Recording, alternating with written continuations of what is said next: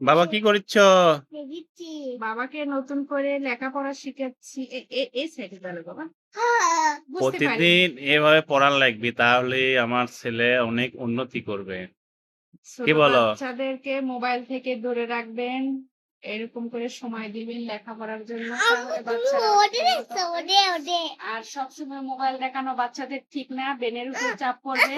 ভবিষ্যতে লেখাপড়া আর তো হবে না। ছোট থেকে গড়ে তুলতে হবে বাচ্চাদেরকে। বলো। সর্বোপরি একটাই কথা বলবো যে মোবাইল থেকে দূরে রাখার চেষ্টা করবেন এবং এই ধরনের হাতে খড়ি লেখার জন্য উপকরণ এনে দেবেন, যেগুলো বাজারে সহজলভ্য এবং সহজে পাওয়া যায়। আর আমার ছেলেটা আলসেমি একটু বেশি করে, কারণ ছোট মানুষ যেহেতু, ভবিষ্যৎ তাদের তো এখন বোঝার ক্ষমতা নেই। আমার বাচ্চার কত সুন্দর স্লেট কিনে দিয়েছি লেখার জন্য।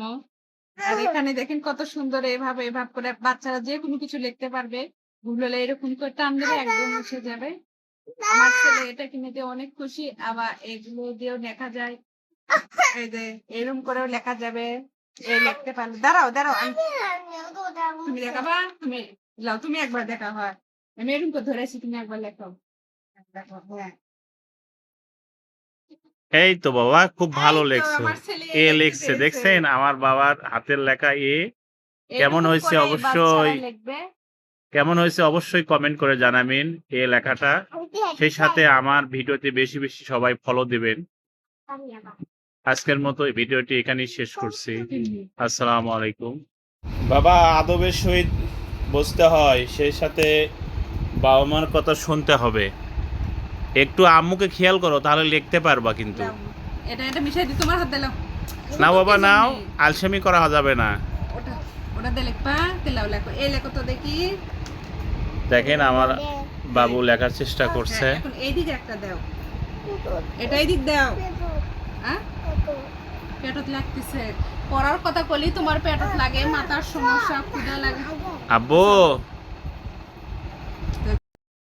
গত কয়েকদিন ধরে আমার ছেলে, প্রাইভেটের ছেলে মেয়ে এবং আমার স্কুলের ছেলে মেয়ে আবদার ধরেছে যে স্যার, প্রতি মাসে তো পরীক্ষা নেন, সাথে সাথে রেজাল্ট দেন, কিন্তু এই মাসে দেরি করছেন কেন? আসলে খুব ব্যস্ততার কারণে খাতাগুলো দেখতে পারিনি। আমি প্রতি মাসেই প্রাইভেটে পরীক্ষা নিই এবং সেই সাথে রেজাল্ট দিয়ে পুরস্কৃত করি যারা প্রথম দ্বিতীয় হয়। কিন্তু এইবারই প্রথম আমার একটু লেট হয়ে গেল, যদিও ব্যস্ততা ছিল, কারণ অনেক পারিপার্শ্বিক কাজ ছিল। পারিবারিক কাজে ব্যস্ততার কারণে খেলা দেখার সময় হয়নি। মাঝখানে একটু অসুস্থ ছিলাম মানসিক ভাবে, তবে এই কারণে একটু খেলা দেখা পিছিয়ে গেছে। আর একটা কারণ ছিল আমার এমবিওপি, প্রায় 1 বছর সময় লেগেছে আমার MBA। আর এই জন্যই আমি খাতাগুলো দেখতে পাইনি সঠিক সময়। তাই অনেকদিন পর আজকে ভাবলাম, যেহেতু আজ সাপ্তাহিক ছুটির দিন, কিছু বলে শেষ করেন।